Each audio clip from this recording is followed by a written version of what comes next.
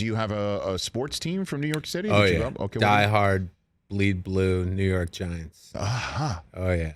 Okay. The whole family. The whole family. The whole family. When I was a kid, my dad was a Cowboys fan.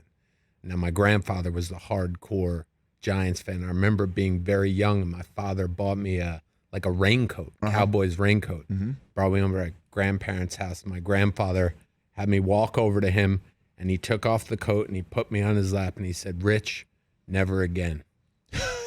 And it never happened again. Never again.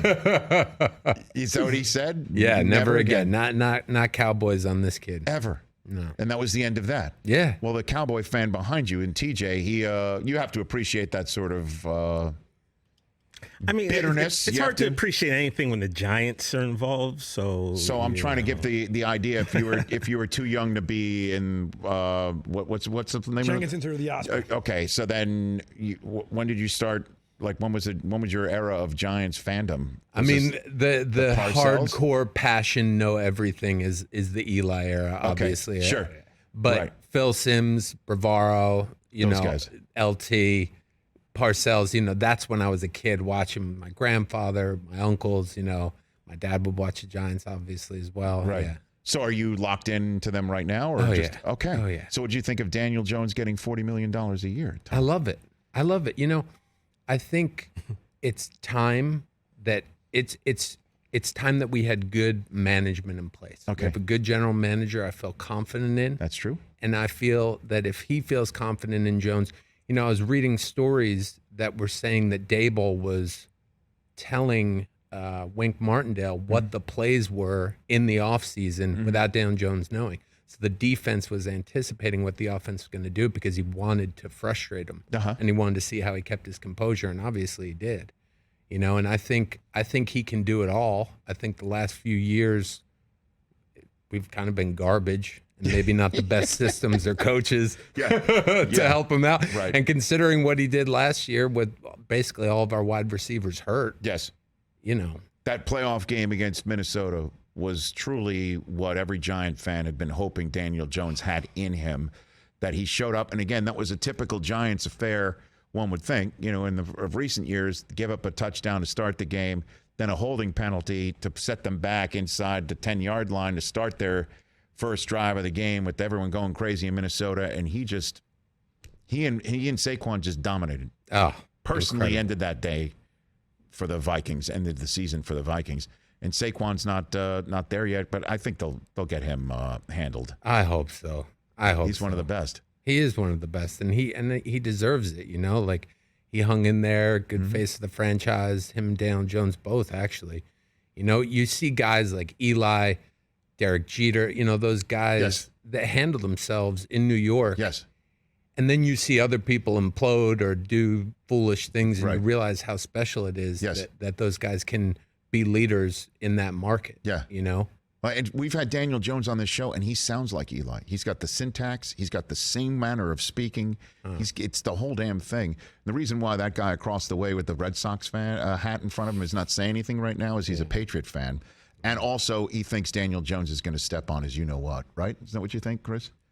You go ahead. I mean, not so many words, but yes, I don't think he's just super average. And to pay a guy $40 million because he played fine in one playoff game is kind of ludicrous. We're throwing you in the sports talk mosh pit Chris, right now, Tom Pelphrey. is this just like hard feelings still maybe from 2012 or maybe from 2008? Great question. Absolutely not. Has nothing to do with the past.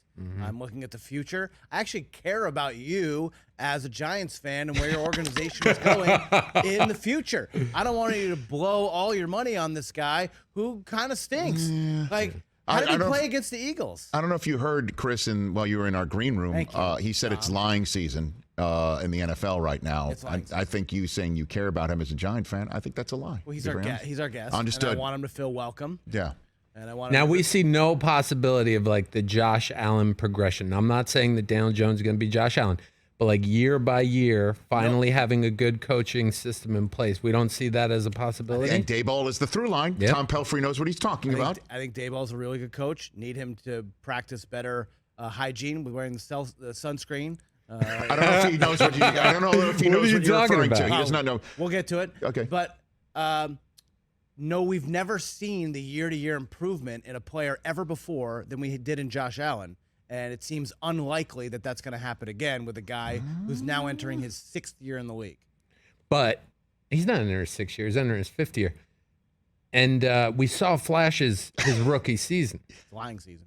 We did see flashes his rookie season. He's very fast. His first start in place of Eli, if I'm not mistaken, was in Tampa, Florida, and he lit it up. He absolutely destroyed the Tampa Bay Buccaneers. It's my job. Yeah. But yes, he did do that. And then even John Mara said that they blew it with him, and he gave him a chance this year, and they didn't pick up his 5th-year option, and he just went ahead and just said, here's my bag, fill it up, and they had to.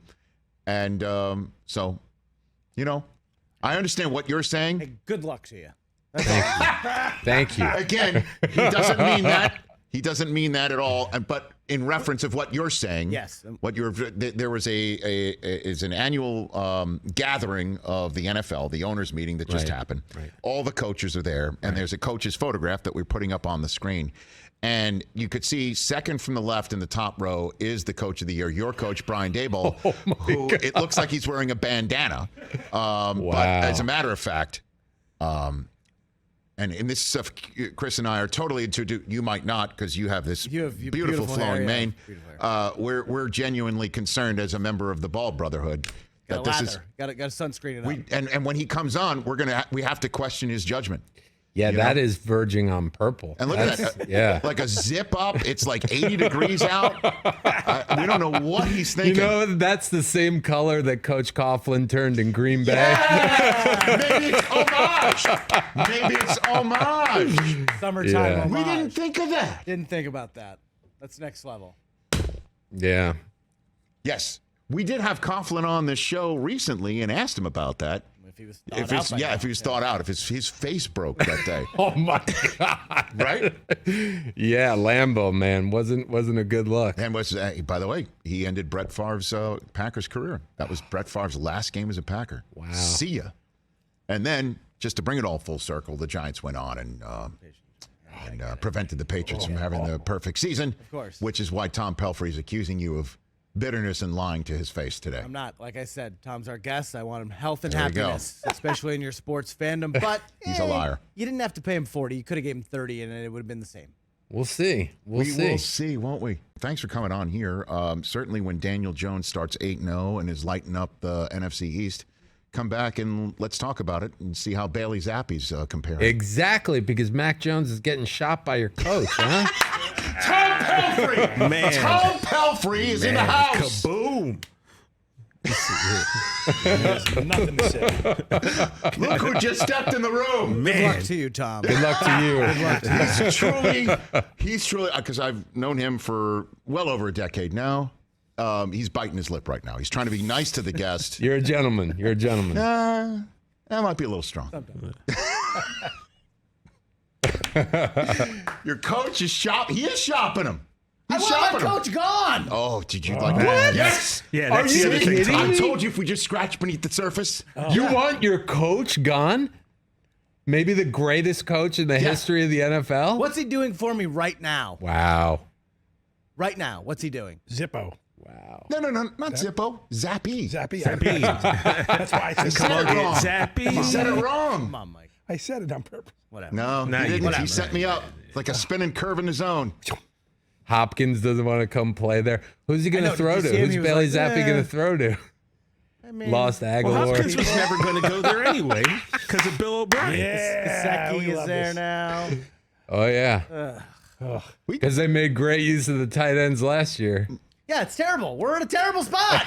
So I got to bring people down with me like Daniel Jones. Tom Pelphrey is my new Bruins favorite and the guest on the Rich Eisen Show. Yeah. This is fantastic.